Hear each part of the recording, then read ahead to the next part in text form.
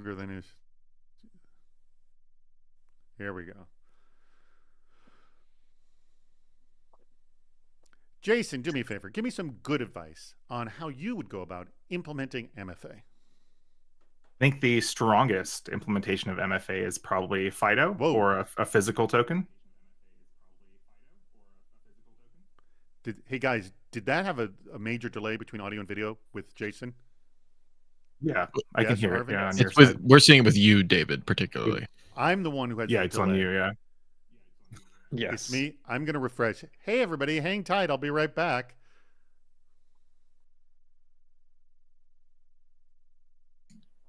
Just chilling on the stream. What's up, everybody? Yeah. All right, everybody, put in the chat your favorite non-algorithm or anagram for MFA. That's not multi-factor authentication. Go. Hello. Okay. Is my audio and video in sync now? No, it's not. Yes, I'm seeing it is, David. Can these guys see me? No. You're good, David, now. Jason, can you see me? Yeah, I can see you, yeah. And my audio and video is in sync? Yeah, it is now, yeah. All right. Sorry, everybody. We're going to get this back going again. Jason. Yes. Give me some good advice on implementing MFA. Let's do it one more time. Sure. So I think I said that doing FIDO is probably the strongest implementation of MFA, where you have a physical token you use, right, rather than app or SMS or something like that. All right, Arvin, give me some bad advice on implementing MFA. Hey, just don't tell anybody. Go ahead and implement it anyway. They'll figure it out. All right, Jason, one up that. I mean, you could do no MFA. That's not implementing MFA. That's not doing it. Yeah, I guess that is worse. I'll give it to you. SMS-based MFA can be jacked by a lot of hackers these days. So I'd say SMS-based is the least secure. But it is a form of MFA. It is a form. I don't think you won up Darwin. Let's begin. Get ready. It's Super Cyber Friday. Hey, everybody, welcome. We were having such a host of technical difficulties before starting this, so my apologies at the beginning of the technical difficulties. But now, kudos to our awesome producer, Andrew, for getting things going, and Arvin as well. Today's topic is hacking MFA. We're going to have a good conversation about this, and thank you, everybody who's out there. Geez, you see a lot of the old standards, and by the way, a lot of new people. Val, we haven't seen you in forever, so welcome back. So MFA, an hour of critical thinking about how threat actors circumvent this mainstay of authentication. And our two guests who you see right there, Arvin Bonsal, who's the CISO over at CNS Wholesale Grocers, and also we have Jason Haddix, who's the field CISO over at Flare. Huge thanks to our sponsor. That would be Flare. They're responsible for sponsoring this very episode, so let's thank them. All right, 7 different ways to participate. Let me just highlight number 2 and 3. How not to implement MFA is going to be your bad idea. I'm going to right now say not implementing MFA is not considered a bad idea. I need a bad way of actually implementing MFA, and how to improve your MFA, just 10% better tips. And that can speak to how to improve MFA adoption too. We'll accept that for the 10% better tips. And remember, label it bad idea or 10%. You can join us on video. Please ask questions. I see one question's already in. You'll see if on the right there's a little question mark speech bubble. Go ahead and ask questions there. And then we will have a meetup at the end of the show, Super Cyber Meetup, and we can talk more about MFA or heck, anything you want. If you type meetup : and suggest a topic, we will bring it up in our discussion at the end, and you can vote for your favorite question. Today's schedule, some of the classics. We have our bad idea in 10%. We'll play the public interest, Department of Yes, and we will have our meetup. If you've never been to our meetup at the end of the show, first, make sure you're on Discord, and B, it's a ton of fun. That's all you need to know. Lastly, I just want to also mention that at the bottom of the screen, there is a button that mentions our next show. We don't have a show next week, but in 2 weeks, November 22nd, 2024, Hacking E-Crime Trends, an hour of critical thinking about staying on top of an ever-evolving threat landscape. Please click on that link and register for it. It will just open another window. It will not take you out of this chat whatsoever. All right. I have blown my everything out. So I'm going to start with you, Jason, because you were referencing at the very beginning because we're talking about hacking MFA. First, we want to talk about what. Let me ask you this, Jason, before this question. There was a time all my hosts said, hey, implement MFA and get a password manager, and that's going to solve a lot of your security issues. But the MFA advice isn't as strong as it used to be, is it? And why is that? Yeah, I mean, I think it's that cat and mouse game that we continue to play with like real adversaries, right? I think that for a while that was the prescripted, idea is just start MFA and it will mitigate a lot of 2022, 2021's type of attacks, right? But now, attackers are modifying their methodologies, and so they're working to both capture users' MFA, or capture their credentials and their cookies, which bypasses MFA, and those are being sold on the dark web as packs, basically. And then also you have career malware people too. Also, have malware on computers, and they're stealing sessions that are right out of browsers, which include cookies, which bypass MFA as well. And they've gotten smarter too. So they tend to use the same geolocation as you to try to trick, a lot of the security features that are built into MFA ecosystems. And so we, used to be pretty strong advice, but now if you look at any of the big statistics, right? If you look at the Verizon breach report, if you look at, any of the antivirus like publications that come out, when they do their pie charts of how breaches really happen to most companies, it starts with initial access through a credential. And by credential, they mean cookies. It's like a good 2/3 on the dark web. Yeah, it's even more than 2/3 in most of the research I look at. Yeah, so really? It is. Yeah, it's crazy. It's like 90%, and then actual hacking methods are like the last 10%. So yeah. All right, Arvind, have you seen? Let me ask you. I mean, I'm assuming you've been doing security a while ago. I'm sure you tout MFA for quite some time. Have you seen a weakening of MFA? Oh yeah, absolutely, David. And weakening to an extent where it is getting more and more concerned. And I think we are going to see a different trend in half a year or so. We need to come back with something else. So to support Jason's point, attackers, cat and mouse game, we are trying to up our game for protection too. Mm-hmm. But it doesn't help with the technology advancement. The phishing attacks that are going in there, the SaaS services propagation, the huge propagation. I can just start working anywhere and leaving myself sessions, cookies, everything exposed for someone to come and take it. And all these AI attacks are not making it easier too. We saw the MGM attacks happening through telephone. Now we are seeing videos being created to capture information. So you can just imagine how it's going to get more and more difficult from the protection side as those advancement happens. All right. James Sparenberg asked this question, which kind of references essentially my opening question. And I don't even know if this still exists, but I'll start with you, Jason. How do you deal with the panacea effect? Here, I'll actually, let me put it up on screen. Putting in MFA, and now the front office thinks you are unhackable and they get lacked. Does that happen? I think it does. I think that anytime you build a security program and one of your core metrics gets met, I think that people are like, okay, we're secure now, right? Not realizing that a security program is a journey, and there's multi-facets, and that it needs to get updated every year, if not every 6 months, right? Your program will change significantly when you're a CISO or you're someone implementing a program anywhere, whatever that title is, right? And so, when you go into the boardroom and you're like, cool, we finished our MFA deployment, they do get a little bit of that false sense of security. When I design presentations for the board or for other executives at my company, there has to be a lot of storytelling in there and tell them, what metrics we're hitting. And if we hit something in our program, it was really good. And then, what the next step is, what we're working towards next and how we're going to be even stronger. And so, those are some tips I guess you can use, but that is absolutely an apt observation. Okay, good call on that one, James. All right, so let's talk about if MFA is being weakened. And what I find so interesting about MFA is it's a second layer on an agreed upon poor layer of security being passwords. Like nobody says, oh, passwords are great. Like nobody does.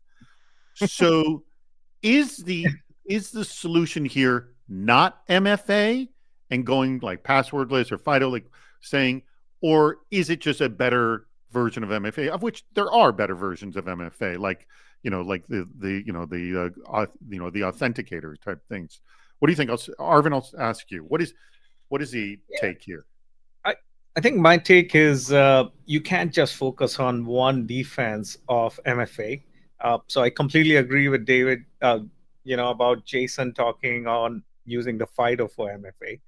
But is that the only protection we are relying on? And the answer is no, because the bad actors are going beyond the access pieces, beyond buying those information. They're going on session cookies and stealing the credentials from there.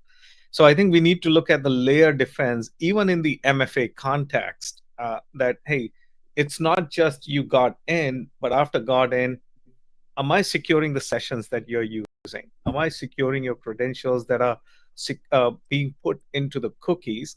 And then the third layer is going to be, am I seeing what exactly you are doing? So that's where the behavioral monitoring pieces kicks in. So I think we need to go back to the old 20 years old, like when the firewall world happened, we were looking at IPS, IDS proxies, layer defense. It's the same concept that needs to be applied on MFA as well. Just look at the different layer. Wherever the attackers are going, that's where we need to go. If they're going through email phishing, we tap that. If they're coming through weak SMS token based, we go FIDO. If they're coming through sessions, we start securing sessions. If they're coming through behavior, let's start protecting that. So we just need to match every layer they come at. So I posted you in the just chat, dropped a link from Daniel link. Meisler about not all MFA is equal. You want to just summarize and everyone see the link there? Go ahead, Jason. Yeah, absolutely. So hopefully that's okay. But one of my best friends is share links that are valuable. Okay. One of my best friends is Daniel Meisler. He ran vulnerability management at Apple for he's got a great newsletter. If you don't subscribe. Yeah, it's called unsupervised learning. But right. He did an article that I thought was really cool about the levels of MFA. Now this is strictly towards the MFA mechanisms themselves. So at the very bottom you have something like shared passwords, which is horrible, and then you have passwordless MFA at the top, right? And so he's been talking about this maturity, right? And I think what Arvin, after you get to the level 8 or maybe even level 6 on this ladder, right, which is app level 2FA, right, then you have to think about the ecosystem around compromised credentials and compromised sessions as well, which you were alluding to. And I think that so it's not just a discussion of what MFA you're using, it's also a discussion of like many identity providers can help you implement things in the ecosystem, like impossible travel alerts. Like a user shouldn't be who normally works in in New York shouldn't be logging in from, some other place in Eastern Europe or something like that, right? And so there's all these ecosystem things. Microsoft offers a lot of them, but so do the identity providers. There's also biometric, like secondary factors. There's also prompts that show the user where a login is coming when you get push notifications on your phone. There's so many more things you can do now in the ecosystem. But at least in my experience right now, I think that attackers are actually, the topic is MFA today, but the attackers are actually looking to capture the session token these days. I think that most advanced attackers are looking to capture session tokens as their initial access. So session tokens, like the cookie that you get, they tell you who you are to every website you log into. And if that gets taken somehow, it bypasses all two-factor authentication most of the time without some really advanced configuration. So that's where most people are these days. They've done 2FA, they've done level 6 up in Daniel's kind of ladder here. And then now they're like, okay, well, now we need to figure out how to protect the session tokens themselves. All right, top 2. All right. By the way, just please get your questions in. Ken, who's throwing in a bunch of questions, we have to stay on the topic of MFA. You've been throwing a lot of questions, but we're going to stay on the topic of MFA. Don't mind. Oh, you know what? We are on time for our next game. Here we go. Do you know what others are thinking? On the public interest. All right. Here, whoops. Let's get rid of that bad idea. All right, it's time for the public interest. I have not seen these. Our great producer, Rich Stroffolino, created these games. So let's play. Here's how it works. It's going to make perfect sense in just a moment. Most average monthly search queries. Okay, these are different MFAs. This is great. Good. By the way, Rich is very creative of this. So, which MFA gets the most searches? Master of Fine Arts, Ministry of Foreign Affairs, or multi-factor authentication? Jason, Arvin, what do you think? I'll go for A. And, I was just going for my daughter's college visit in Rutgers State University, and they were asking where do they get the most college applications, and everybody was like computer science, business, and it ended up the School of Fine Arts gets the most number of applications. All right. So my vote is for A. All right. I'm also going to say A. I'm going to be contrarian. I'm going to go multi-factor authentication. Let's see what the correct answer is. You're going A, I'm going C, and the correct answer is? It is A. Very good, both of you. Okay. Now, there's only going to be 4 questions, so I always point out getting 4 for 4 is quite difficult in this game. All right. Let's see. All right, here's a good one. FIDO, OTP, or SSO? I'm going SSO on this one. SSO. I am also going SSO. All right, There's we're all so going many SSO. business users, they don't understand what is SSO, and they all Google, and everybody has to use it. Yeah. Let's see. Yeah. We are all correct on that one. Okay, good. Good job. All right, next one. Authenticator session token. Now, let me also point out, it's everybody searching on Google. Doesn't have to necessarily be a security professional. So what do you think, Jason? Let's see here. I'm going to say I token. Yeah. I'm going token too. I'm going I token. Oh, we're just all token. All right. Here we go. Too many tokens around. We all lose session. Oh man. I was debating between session and token, but all right. Yeah. So the perfect string is not going to happen here. I figured the developer crowd would have bumped up token, right? Like, people on GitHub and stuff like that. Okay. All right. Last one. Oh, this is a good one. CAPTCHA, OAuth, password manager, security key. This is a tough one. I'm going for CAPTCHA because most people may not understand it, so they will do the searches on that. I'm going to actually, I hate to do this. I'm going to agree again here. CAPTCHA. Damn, that sucks. Yeah, we're all going J, CAPTCHA. All right. What's going to happen? No, password manager what the? That's great. That can't hold on. True. That is a great result, though. That is progress in our industry. Like, that is awesome. Is that for real, Rich? That's insane. I don't think I've seen numbers like that. That's amazing. It's like a job out there. People are looking for a password manager job. Yeah.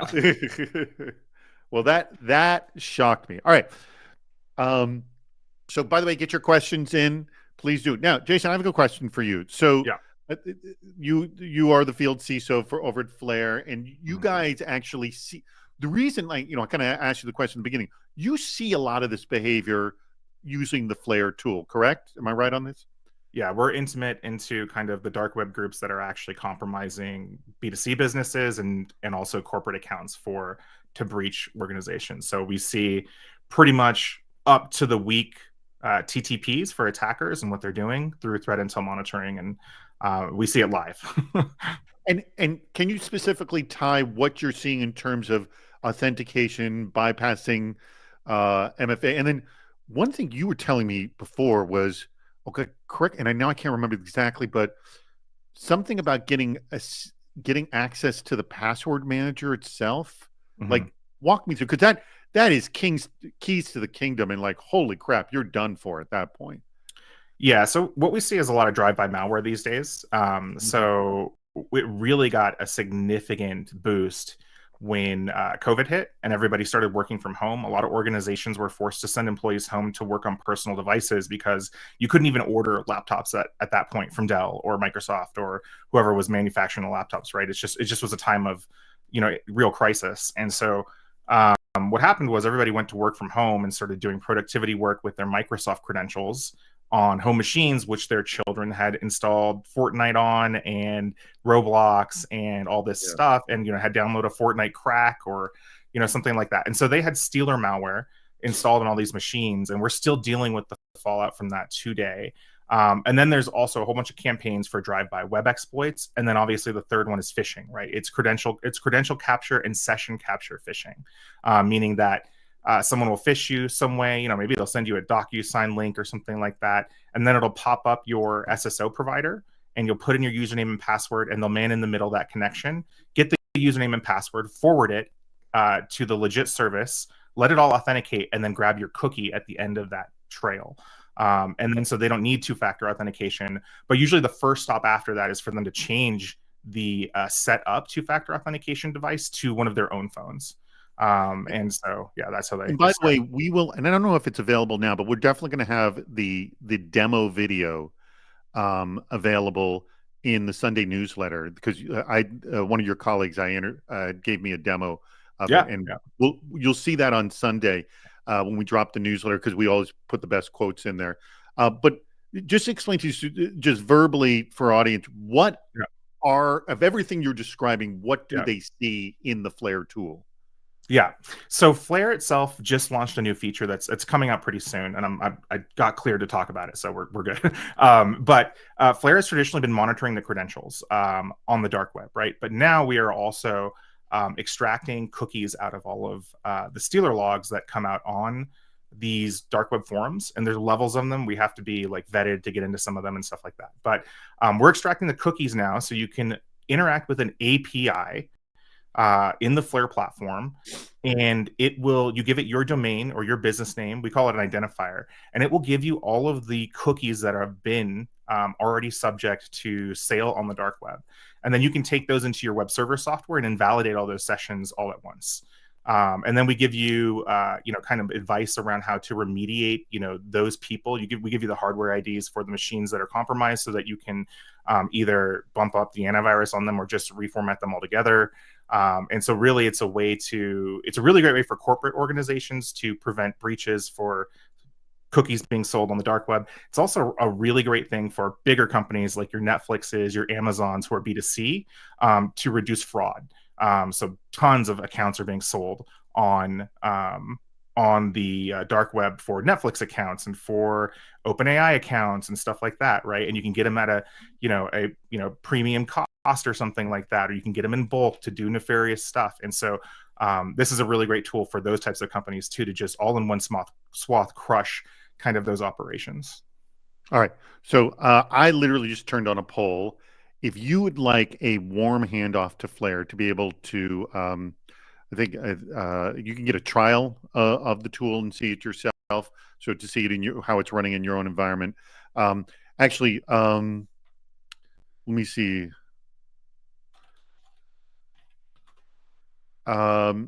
So we will make that available. And actually, maybe before the end of this time, if Rich can if he can get up on YouTube, we can actually share the link with you right now, actually, of the demo as well, before this session is actually over.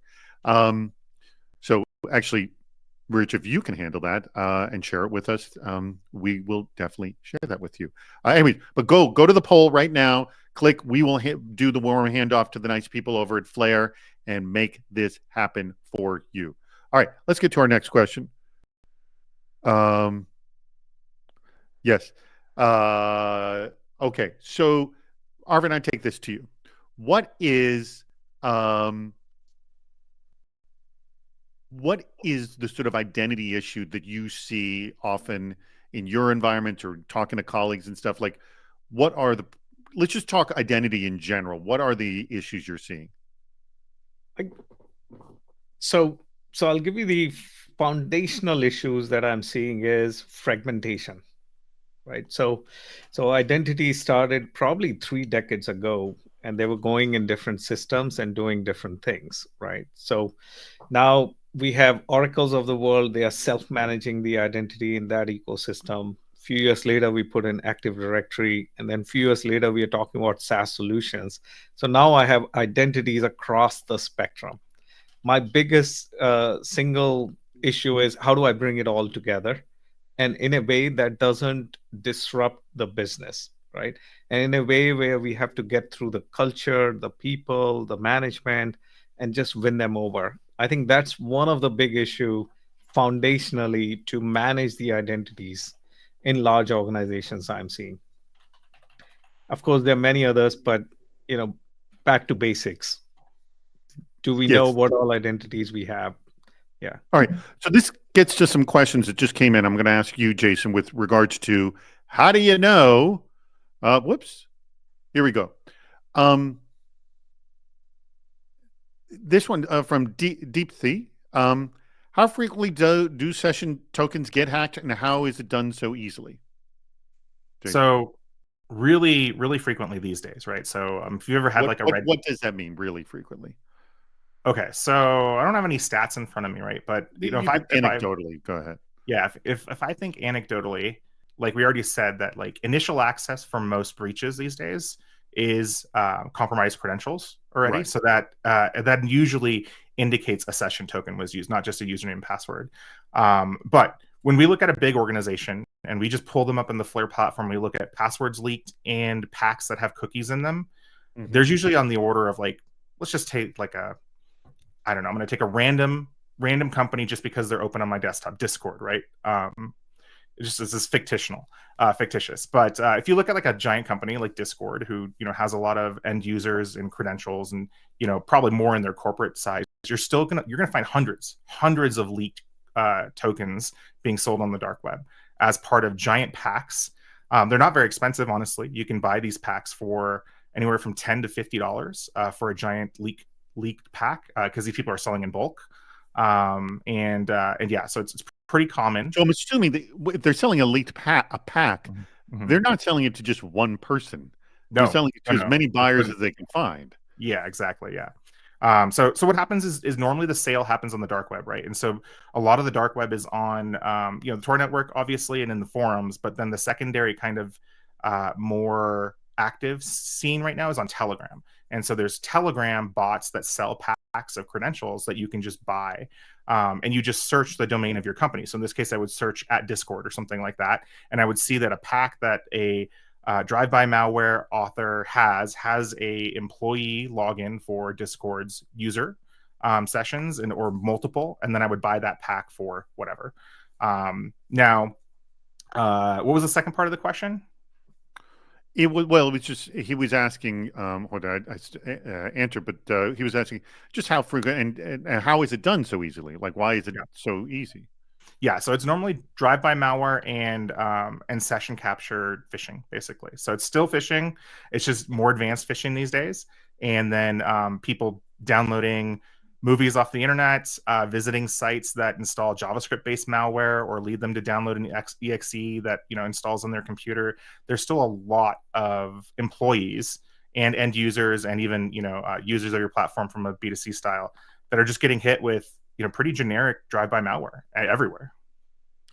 Arvin, how are you upping your MFA game? Or maybe tell me the evolution of how you've upped it. So from our perspective, David, first thing we are doing is segregating human versus machine identities. Oh, good, right? Good first step. So human is like, hey, we are looking at so many workers that doesn't have access to critical applications and all, but we have all of these accounts that do. So how do we secure them? How do we inventory them? And how do we make sure we are rotating them? And how do we make sure the codes doesn't have the hard-coded logins in there, mm-hmm. which surprisingly still exist? Oh, it's and I still don't see them going away. Can I pause just for a second? Yeah. I hear this all the time about how secrets are in code. Like, how the friggin' hell did this practice even begin? Can anyone answer that? I mean, if you've been a career developer, you at any time in your life, you realize that. I mean, there are crazy deadlines on developers put down, mm-hmm. right? And so sometimes creating a vaulting subroutine or function is just like that's a 1/3 or 2/3 of a day of work where you could just hard code the credential in your code and be done with it, right? Whether it's a certificate, whether it's a API key, whether it's a username and password. That's mostly it. It's literally speed. It's talking about speed here. Yeah, speed. Yeah. At the core of it, David, it's taking the easy route. Do I want to drive 6 hours to Boston, or I want to take 1 hour flight to Boston? Yeah. Right? So developers are in the same boat, high pressure, need to get things done. They're going. I mean, also just lack of education too, right, Arvin? Like, I mean, we haven't done a great job of of educating them about not hard coding credentials until very recently. Mm-hmm. True, very true. Yeah, absolutely. And going easy. I'm assuming you see this that are years and years old, because I mean, from my viewpoint, this whole the whole idea of credential vaults seems, I'm going to say 3-4 years old. Like, did it go back further than that, or no? Yeah, I think we're talking 5-6 years old for credential vaults. Yeah, but I'm sure credentials were in there 10+ years back. Oh yeah, I mean, like, there's plenty of companies who do the same kind of surveys around code bases. If you look at GitHub or GitLab or whatever, and they audit that, everything that's even just public. I mean, there are massive amounts of secrets. Even though GitHub has launched features to email you and tell you, hey, there's a credential in your repo that's hard coded. Even with those security features that GitHub has big pop-ups now, credentials make their way into repos, and you can't stop every credential too, right? Because I said there's multiple kind. It's not just a username and password. It could be an API key, which GitHub would have to keep on top of every API key format that exists for every piece of software. There's certificates. There's a whole bunch of secrets that can be leaked. Yeah. Right. By the way, just quickly let everybody know two quick things. I did paste, thanks to the team making sure that it was up on YouTube. I just pasted the YouTube demo of Flare in the chat, but just to let everybody know, if you're subscribed to the CISO series newsletter, it'll be there as well. I'm sorry, Arvind, go ahead. Yeah, David, if we take a step back and think about what the hell is happening, all right? So we are building and evolving technologies at a very rapid pace, and the adoption is so quick for that technology. Like the AI was ChatGPT getting number of subscribers within months, right? That were unheard of before. So with all of that speed comes the compromises, and it's not just we can throw as much technology as we want on it, but I can assure you it's not going to take the problems away. Where we need to focus is on two areas. One is the culture at the company. How are we driving and ingraining security while we are managing the speed of digital transformations, innovations? Right. And to Jason's point, are we training our developers? Cigital used to have this fantastic training courses giving you red, yellow, green belts, right? Black belt, truly educating that. It has to come from the top. So one is the culture piece. And second nuance, no matter what you do on the culture and technology, that'll always remain, which is the human nature for some of us to always take the shortcut, to always go the easy way, to always go the faster way, to always just get it done. I got to go pick up my kids. Yeah, that's it. There you go. Let's get it done. Checkbox, go. No, I totally get it. So, let me ask you, Jason, what have you seen working better? I mean, you mentioned FIDO at the beginning, but what are some solutions you're like, oh, this is in the right direction? Yeah, I think I've had some very up close and personal brushes with kind of modern adversaries. So I think that I learned a lot through that process. I've done a couple talks in the conference scene about that, and some surveys I took with kind of modern CISOs and how they're designing security program pieces around this topic, right? So first is implement MFA, right? Which a lot of people will end up implementing whatever their core corporate identity provider is, right? Which will either be like, an Okta or, Microsoft's ecosystem or something like that. And then getting up to the point where you're using not SMS anymore, but app-based 2FA. So that's the first gold standard you want to meet for your program. And once you can get that implemented across your organization for corporate accounts, that'll stop a lot of random stuff. Then you start turning on the bells and whistles. Like for us, it was turning on the code match and the map that pops up on the Microsoft ecosystem. So when you did do two-factor authentication, it was a code was sent to you on your phone. You looked at it as a push notification, or through the app actually, and then it shows you a map of where the login is coming from, and immediately our users could see, oh, this is not me. This is not my geolocation that's trying to log in, and stuff like that. And so along with that, like turning on impossible travel alerts in, depending on, what kind of identity provider you had that supports that, to make sure that, people can't even get to that level. Then we had to do, different things to our reset structure, our password reset structure in help desk, right? That's always the second place the attackers go after is help desk.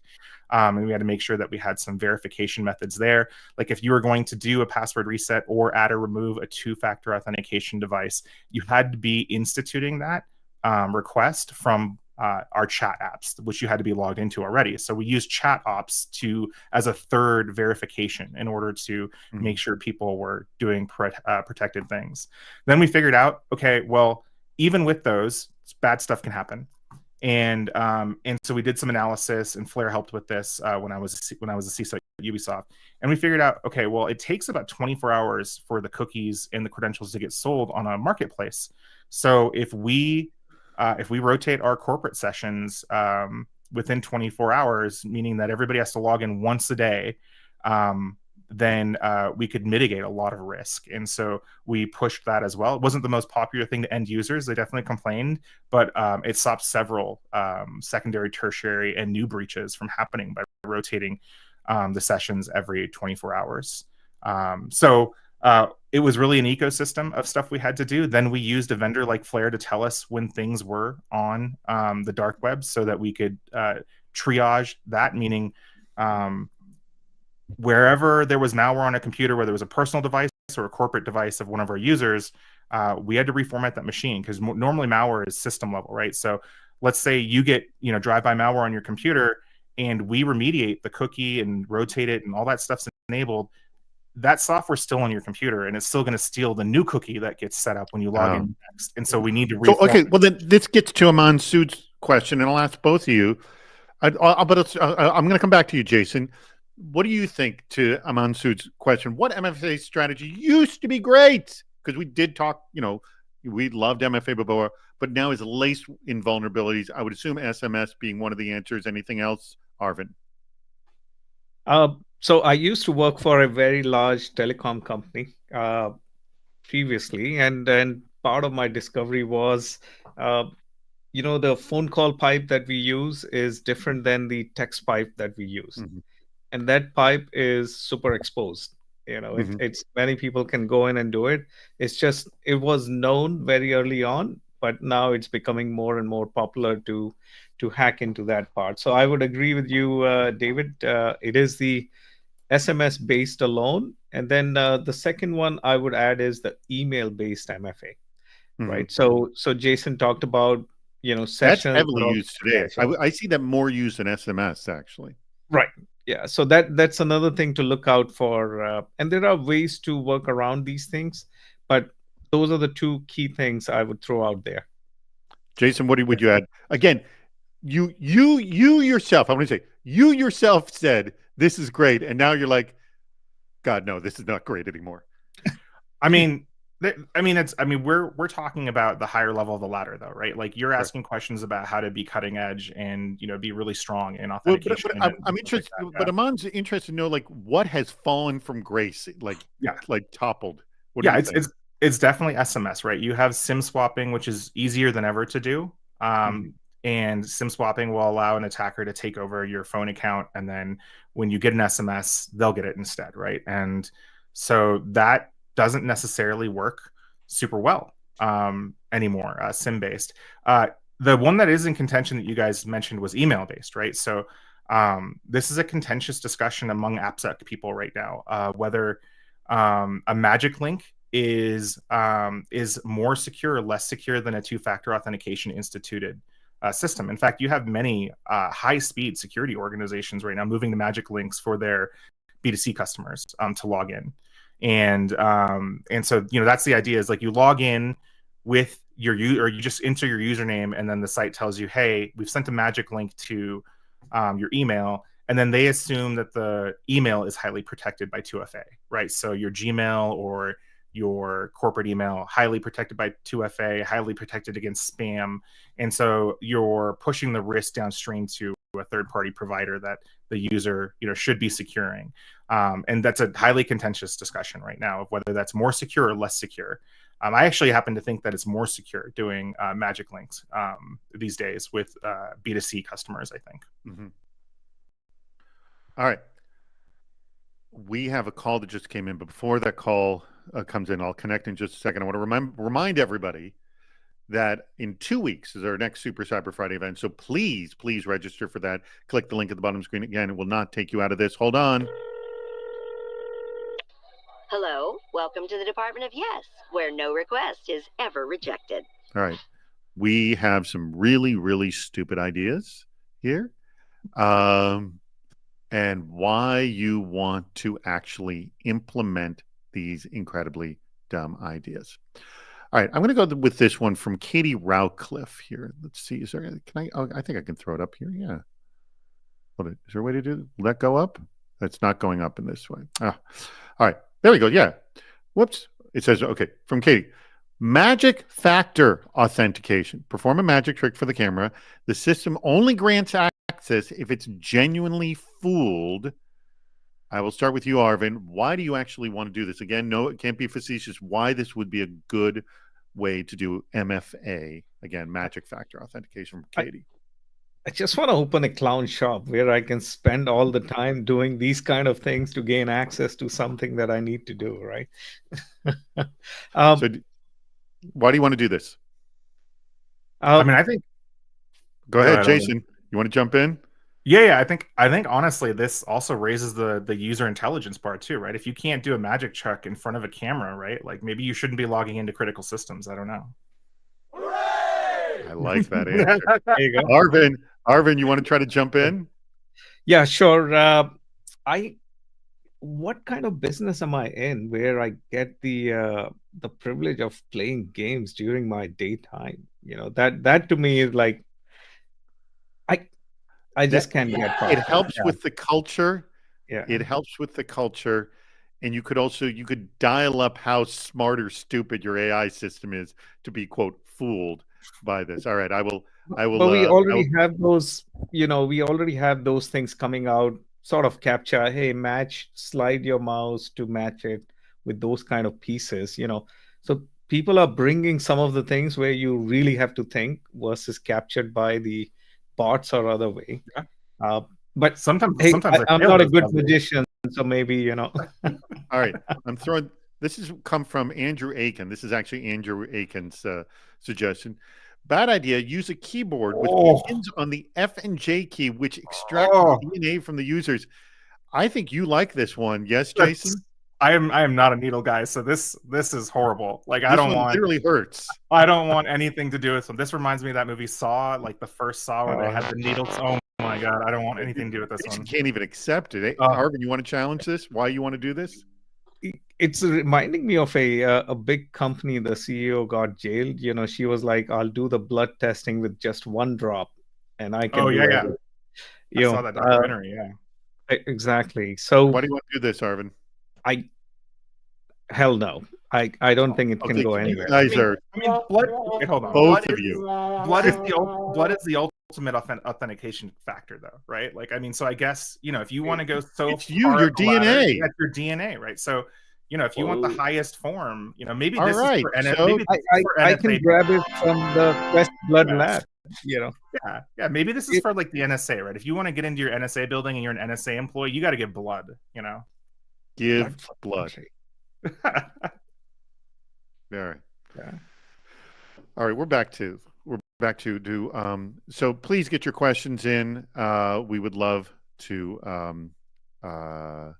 get to you. Okay, good. Lots of responses. By the way, the community, kudos to the community, blowing up in the chat room. We love seeing that. By the way, please stick around to the end of the show, which is we're about 15 minutes away for the end of the show. Let me actually, I'm going to ask this earlier than I normally do. Arvin, what is the question about MFA that we have not addressed? I think innovation piece, David, the pace of innovation, what's the new factor coming in? And I see the limitation from the industry side, right? Even if I want to do the best, I have to go out and pick something off the shelf, unless I have my own shop and start innovating and doing it. Right.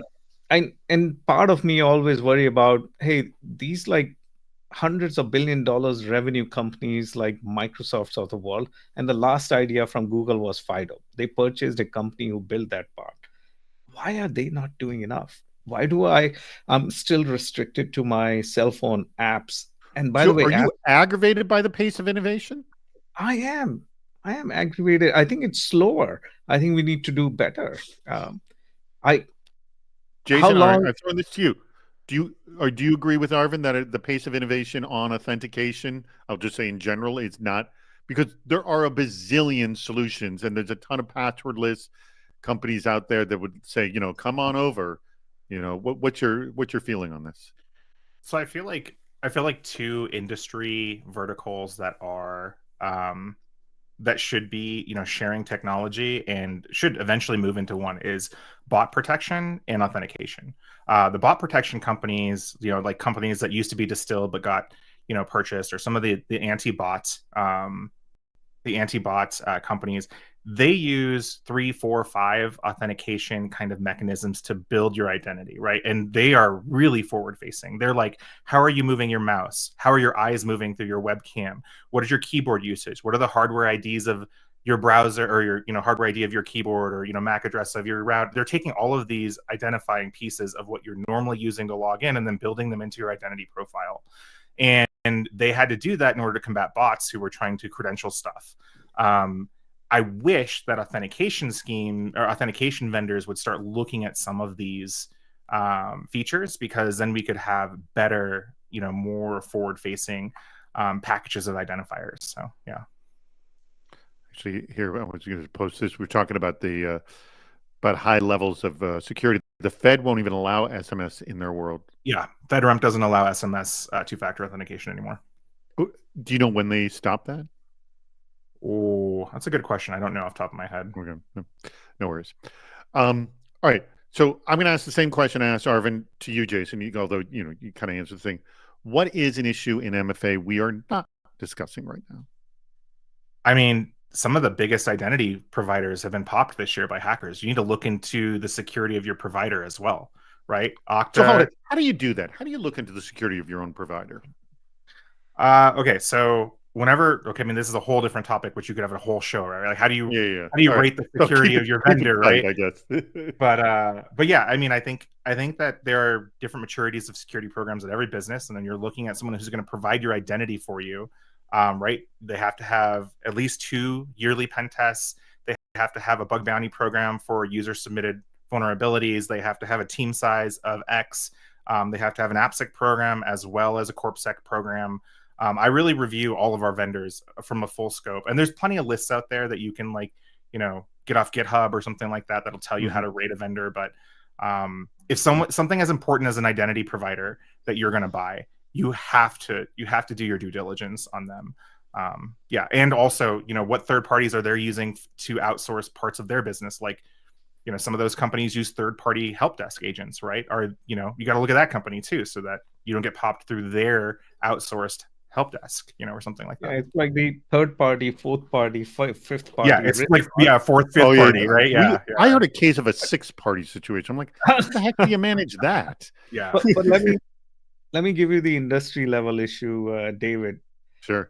I was in the market for a customer identity solution, and I could only find there are top 3 providers that I can go to. 2 of the top 3 providers have had publicly known breaches. 2 of the 3. That's not I'm good. talking about 2 of the 3 with hundreds of millions of dollars revenue, serving the best companies on the planet Earth. They've been breached. What are my choices as a customer? None. And this goes back to your earlier comment about innovation. It's like we sometimes feel like beholden to well, this is what we get. Kind of, I guess that's what we got to go with.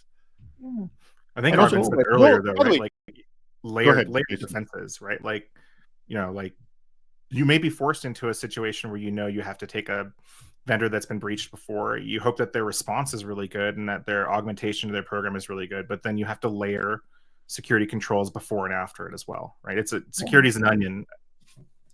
And by the way, that came up on one of our shows. And let me ask you if you have these conversations with your vendors, Arvin, is having when you're considering a vendor, it goes, tell me the worst case scenario and how we deal with it. Do you have those conversations with them? I'll give you the Oh, there's always a bucketed answer. Oh, we got resiliency. We're going to switch to this and we're going to get you back up and running. We have backups running. Don't worry about it. And by the way, we have these Fortune 500 companies who trust us in my vertical, in my segments. So limited choices. And another piece that frustrates me is these vendors, David, you're asking the right question. How do I know a vendor is secure? Will the vendor give me the answers I need? They will just look at my deal size and reputation, and they will entertain me based on that. Otherwise, hey, here is my security center.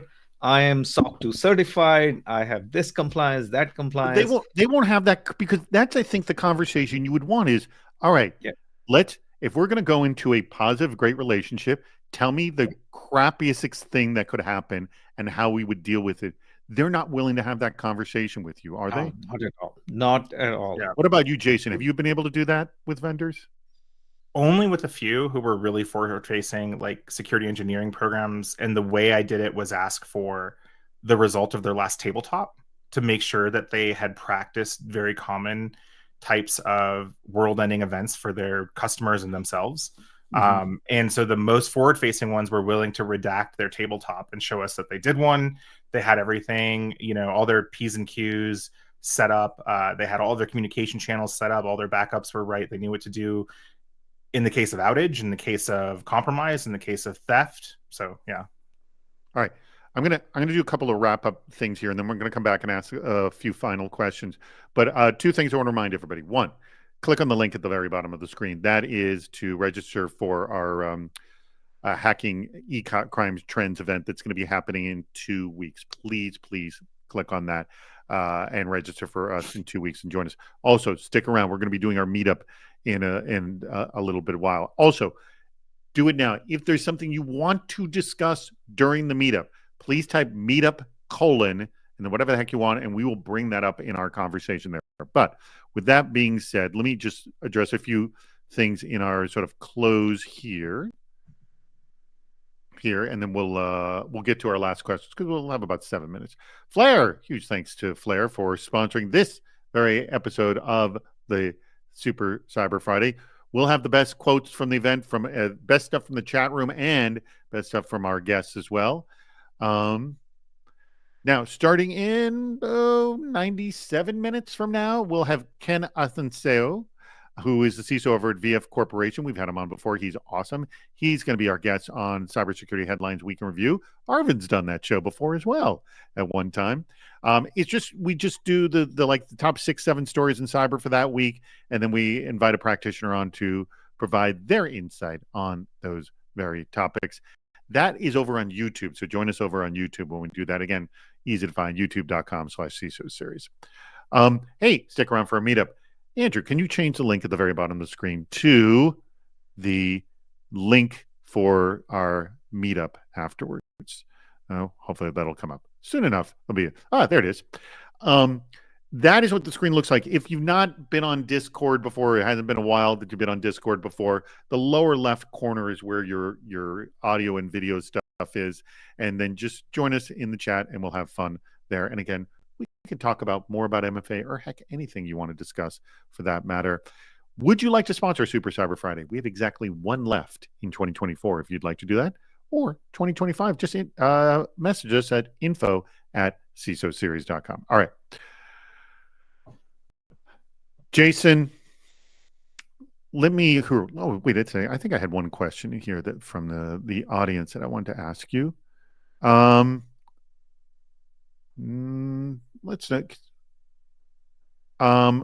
Actually, this question from William Coleman about securing sessions. Can you speak to, both of you, securing sessions, how to do this? Is there something more that we should be thinking about? I have a lot of opinions. So Arvin, you go first. I was thinking about the same thing. So the first one is the browser you're using. There are multiple browsers in the market, browser-based security. That's where you can go. The second one is the configurations and the timings of the session. The lower you keep, the easier it is to manage them. They expire and then it becomes useless, those pieces. And then, go into the traditional layers of security. The innovative piece you can do is behavior monitoring. Like Shape Security used to look at the movements and everything else, try to bring in that into your user behavior, into your security stack. Those are the three quick recommendation I would have. Okay. Yeah. All right. Your take on this. Yeah, Jason. I think that the session expiry is a big one, right? I think that you protect sessions from kind of three places, right? Prevent, detect, and respond. I think so. In prevention, like browser-based standards, exactly like Arvind said. In detection and in prevention, you have to expire the cookies for both B2C and B2B sessions. And then you have to be monitoring when they do end up on the dark web, because they will eventually get there. And so you have to have a monitoring threat intel platform that'll help you look for sessions being sold and invalidate them immediately.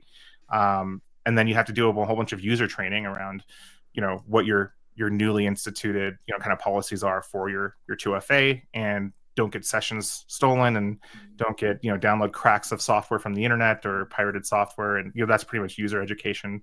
People should know that by now. But yeah, I think that if you break that up, and you can combine that with your secrets management, I think, program as well. I think that's what we did at a couple companies that I worked with, right? We put that education into everything else we were doing for don't hard code secrets and stuff like that. And that was the culture change that Arvind was talking about earlier. It's like, that's a good way to start that. Have you seen it? Because we've talked about this on various shows, and I'm going to mention a few of them right here, but how can it help if you sort of ID the people who are the biggest targets? Like, obviously, executive level people who are dealing with money are big targets for this kind of stuff. But one other thing we've also seen is new employees who have yet to receive the proper security training are often early targets for this kind of stuff. Is there any advantage to doing specific training to the people who are targets for this kind of stuff? And are there any other targets that I have not mentioned? Either of you jump in on this. I think sales and marketing and the executive core is usually the most top fished cohorts in businesses, I would say, or business groups. New hire is starting to be one of those things. The thing that makes new hire really attractive is if you're going to fish or attempt to attack those people, is that you don't have any of that historical data to build an identity around them, right? You don't have their trusted network yet. You don't have any of that stuff when they're first setting up their laptop. So I think that's actually happened to a couple security companies. I think one tried to hit Dragos Security, which is a pretty well-known vendor in the space, and they did it to a new hire thing. Luckily, Dragos found it pretty quick and then remediated it. But it is something that I see in both the red teaming world and the adversary world. So hitting new hires. I'll just add to David. I think you said it right when you said executives, for back and other pieces and espionage, and if you're in the middle of M&A and all. So that's one angle. And Jason put it right. New hires, sales and marketing. You really want to know what are the leads and money and customer and client bases. The only other piece layer I will add to it: people with higher access, higher privileges. Yeah, developers and admins. So if you look at United Healthcare breach, they came out with a reading, what happened, and the first line is spear phishing. Right? So they're targeting specifically who can help them with what, and then they go from there.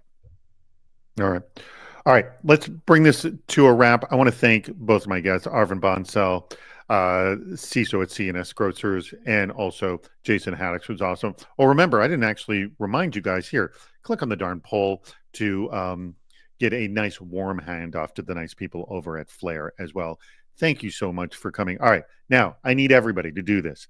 Click on that link at the bottom of the screen. Join us over on Discord.